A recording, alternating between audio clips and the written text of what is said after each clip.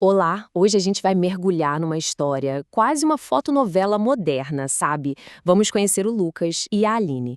Eles enfrentam uma luta interna que, olha, é muito comum hoje em dia. A jornada deles é toda inspirada nos ensinamentos do livro O Poder do Agora e mostra um caminho para sair desse estado mental que parece que define a nossa era. E tudo começa com essa palavra, não é? Ansiedade. Aquele zumbido constante lá no fundo da mente. Pro Lucas, que é professor e vive sobrecarregado, é a sensação de estar sempre atrasado, mesmo quando está adiantado. Já para Aline, uma jovem estudante, a ansiedade vira um peso no peito, só de pensar no futuro. E logo em seguida, claro, vem a preocupação. A mente simplesmente não para de projetar cenários. O Lucas, por exemplo, preso no trânsito, ele não está só dentro do carro. A cabeça dele está numa reunião imaginária onde tudo dá errado. E a Aline, rolando o feed do celular, ela não está relaxando. Ela está se comparando, planejando uma vida que parece inalcançável. No fim das contas, tudo isso se resume a uma coisa: sofrimento. E não é um sofrimento dramático, de filme. É um desgaste constante, aquela sensação de que a vida é uma luta sem fim.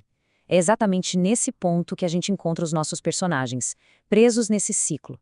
Ok, vamos tentar entender a raiz disso tudo. Essa condição tem um nome. A fonte dessa nossa análise chama de a mente incessante. Basicamente, é um fluxo de pensamento compulsivo que, olha, raramente para.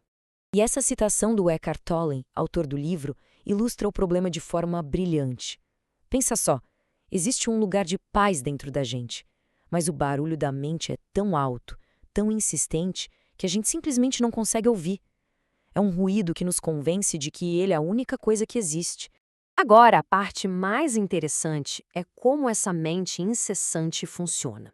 Ela vai criando uma identidade, um tipo de falso eu, que se alimenta do passado e do futuro.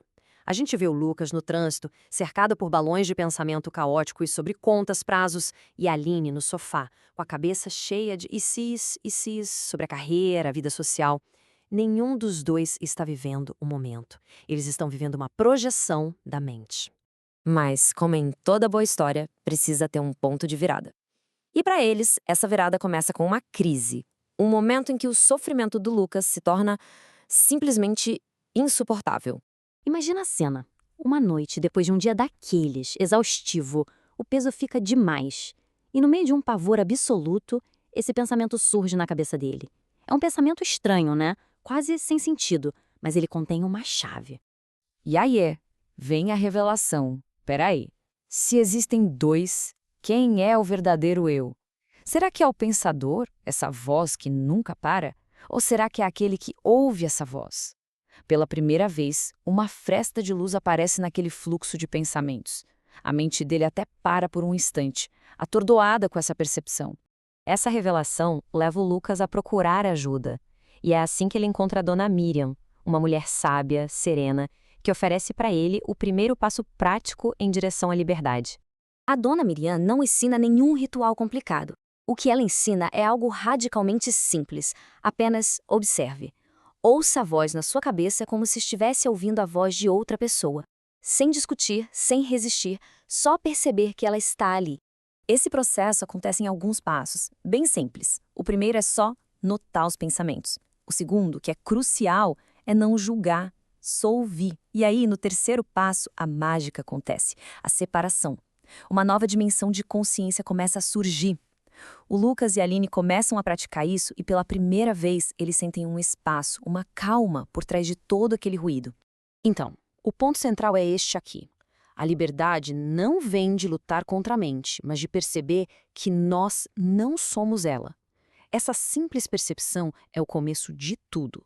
É como despertar para uma consciência muito mais profunda. Ok, observar o pensador cria uma abertura, um respiro. Mas como manter essa liberdade?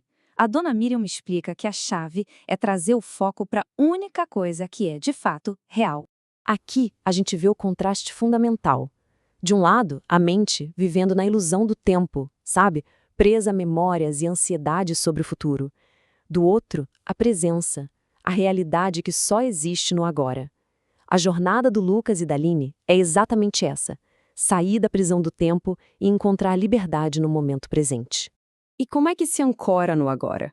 Não é com grandes gestos, não. É nas pequenas coisas do dia a dia. O Lucas começa a sentir a própria respiração enquanto espera o café ficar pronto. A Aline passa a prestar atenção no som da água enquanto lava a louça. Eles começam a transformar tarefas rotineiras em verdadeiros portais para a presença. A instrução final da Dona Miriam é sobre uma aceitação radical. É dizer sim ao que é. Não resistir ao momento presente, seja ele qual for. Porque, no fundo, a luta contra o agora é a verdadeira fonte de todo o sofrimento. Certo. E o que acontece quando Lucas e Aline param de lutar e começam a viver no agora? A vida do lado de fora não muda tanto assim, mas o mundo interior deles, esse é completamente transformado. Como o próprio livro sugere, não se trata de alcançar uma vida perfeita sem problemas. O trânsito ainda vai existir, as provas da faculdade ainda vão acontecer. O que desaparece é a resistência interna a esses fatos.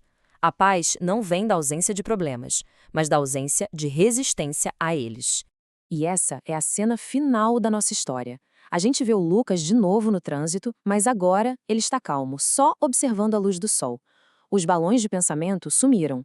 A Aline está tomando uma xícara de chá, sentindo o calor nas mãos, totalmente presente. Aquela sombra do medo foi substituída por uma luz dourada, serena. No final das contas, a liberdade que eles encontram é essa. Uma salvação que não está num futuro distante, mas aqui e agora.